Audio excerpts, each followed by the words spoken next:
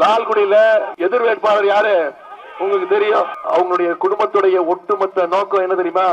மீண்டும் தமிழ்நாட்டுக்குள்ள எப்படியாவது லாட்டரி தொழிலை கொண்டு வந்து தமிழ்நாட்டு மக்களை சீரழிக்கிறதா அவங்களுடைய ஒரே நோக்கம். உதயநிதி இந்த மாதிரி எங்கள் அம்மா மேலே ஒரு பர்சனல் தாக்குதல் வைக்கிறாப்புல.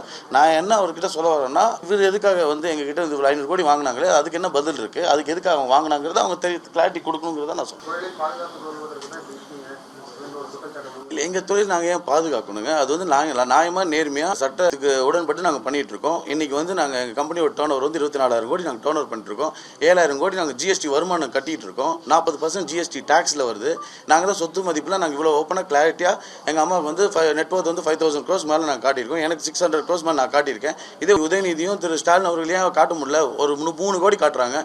இது யாராவது நம்ப முடியுது? இந்த ரூமில் இருக்க யாராவது அவங்க சொத்து 3 கோடி நம்புவீங்களா? ஏன்னா இவங்க ஏதோ கதையை சொல்லிட்டு இருக்காங்க, ஊரை ஏமாற்றிட்டு இருக்காங்க. மாதம் 3,000 கோடி கலெக்ஷன் நடந்துட்டு இருக்கு. இது வரைக்கும் அவங்க கலெக்ஷன் பண்ணது மட்டும் கரப்ஷன்ல லஞ்சம் காசுல சம்பாதிச்சது மட்டும் ஒரு 1.5 லட்சம் கோடி சொல்றாங்க. அந்த காசுல என்ன பண்ணாங்க? அதையே ஒரு வண்டி கூட இல்லைன்னு சொல்லி ஏன் போய் சொல்றாங்க? இதுக்குள்ள இவ்வளவு என்ன திமுக என்ன வேலை செஞ்சுட்டு இருந்தாங்க? என்ன ஆட்சி நடத்திட்டு இருந்தாங்க?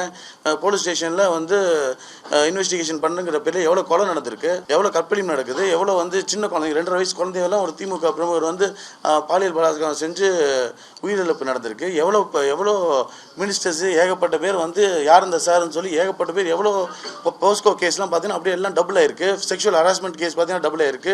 மகளிருக்கு அகேன்ஸ்டாக பண்ண எல்லா அஃபென்ஸுமே டபுள் ஆகிருக்கு. இவங்களுக்கு என்ன தகுதி இருக்குது இவங்க இந்த மாதிரி பேசுறதுக்கு? மெச்சூர்டான பேச்சே இல்லை.